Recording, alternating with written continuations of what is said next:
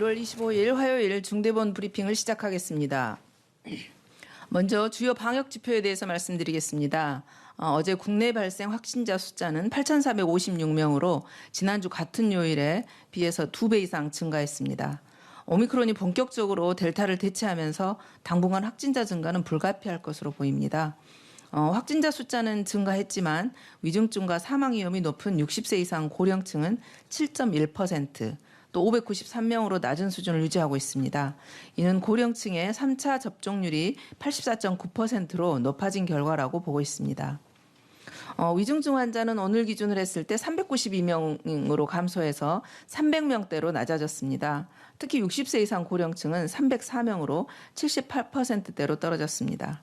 다만 18세 이하 청소년 확진자 비중이 29.2%로 438명이 됐습니다. 계속 증가하고 있는 상황이라서 우려스러운 상황입니다. 의료 대응 체계는 여력을 회복한 뒤 계속 안정적인 상황을 유지하고 있습니다. 중환자 전담 치료 병상은 2,282개를 보유하고 있고 그중에 18.9%만이 사용 중에 있습니다. 준증 환자 병상은 2,571개를 보유하고 있고 35.4%가 가동 중에 있습니다. 감염병 전담병원은 현재 17,400여 개로 35.2%의 가동률을 보이고 있습니다. 모든 병상은 여유를 보이고 있으며 오미크론 확산에 대비해서 병상 확충 노력 또한 계속되고 있습니다. 다음으로 오미크론 확산에 따른 재택치료 대응 방안에 대해 설명드리겠습니다. 현재 재택치료 중인 환자는 32,000명 정도입니다. 이들 중 어제 재택치료로 신규 배정된 환자는 5,789명으로 전체 배정 건수의 70%를 차지하고 있습니다. 오미크론의 확산에 따라서 대규모로 무증상, 경증 확진자가 증가할 것이 예상되기 때문에 재택치료 환자 수와 비중이 점차 더 확대될 거로 예상하고 있습니다. 이에 따라 정부는 재택치료 관료 체계를 더 효율화하고 의료 인프라를 확충하는 방안을 마련하였습니다. 첫 번째는 격리 기간을 단축하고 건강 모니터링 수준을 완화하는 등 관리 체계를 효율화합니다. 내일 1월 26일부터는 예방접종자에 한해 현재 격리 10일의 격리 기간을 7일로 단축합니다. 미접종자는 7일 이후에도 3일간 자율적으로 격리를 하셔야 됩니다. 또한 앞으로의 방역 상황을 고려해 현재 하루 2 내지 3회 정도의 건강 모니터링을 하고 있는데요. 이 숫자를 1 내지 2회 수준으로 완화하는 방안도 시행할 것입니다. 두 번째는 시도별 관리 의료기관을 확충합니다. 의원급의 의료기관에 대해 재택치료도 또 활성화할 예정입니다.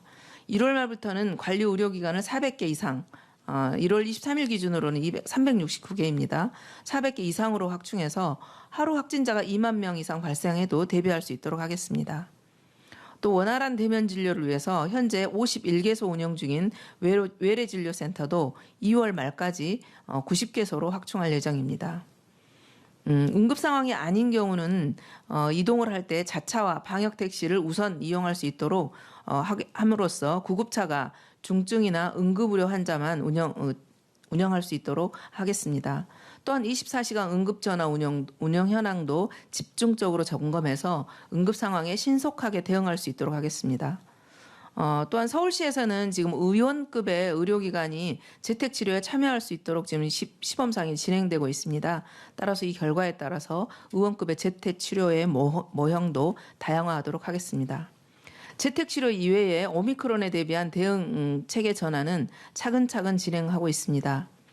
먹는 치료제는 지난주부터 60세 이상으로 대상을 확대하고 투약기관도 재택치료와 생활치료센터뿐만 아니라 노인 요양시설과 요양병원 등으로 확대했습니다. 내일부터는 접촉자의 자가격리도 예방접종 완료자에 대해서는 면제가 되고 미접종 접촉자에 대해서는 7일로 단축이 되게 됩니다. 또한 진단검사 체계도 광주, 전남, 평택, 안성 등 4개 지역에 대해서는 고위험군 중심으로 전환합니다.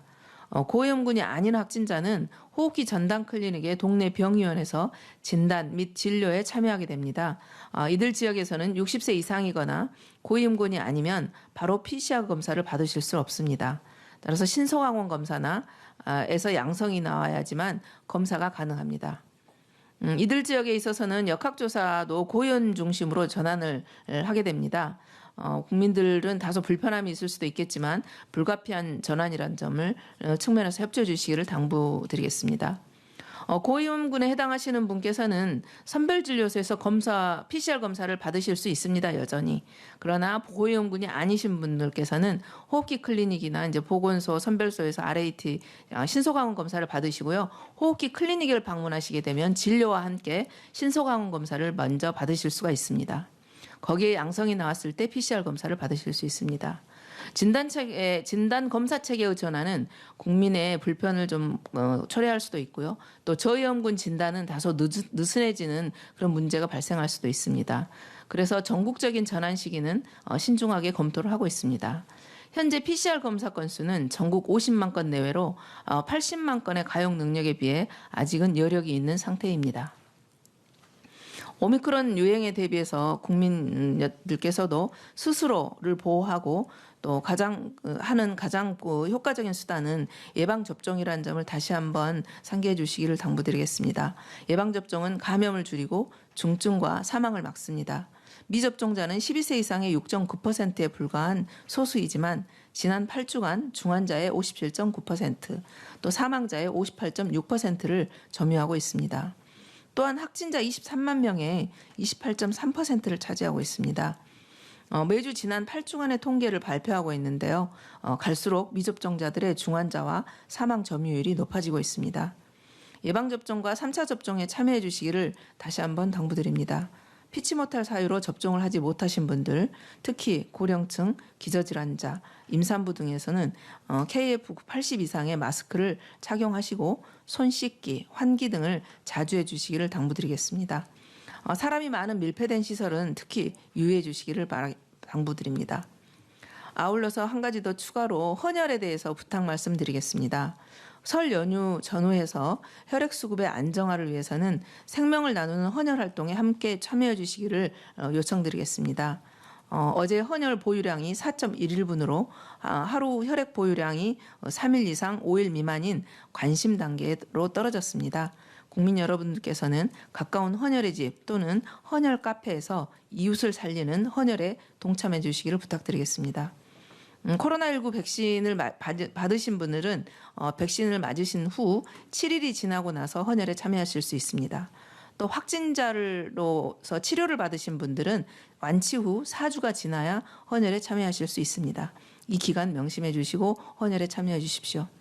헌혈 전에는 혈액원 홈페이지와 헌혈 앱을 통해서 원하는 장소와 시간, 헌혈의 종류를 예약하고 전자문진으로 편리하게 헌혈에 참여하실 수 있습니다. 국민 여러분들의 적극적인 협조 당부드리겠습니다. 감사합니다.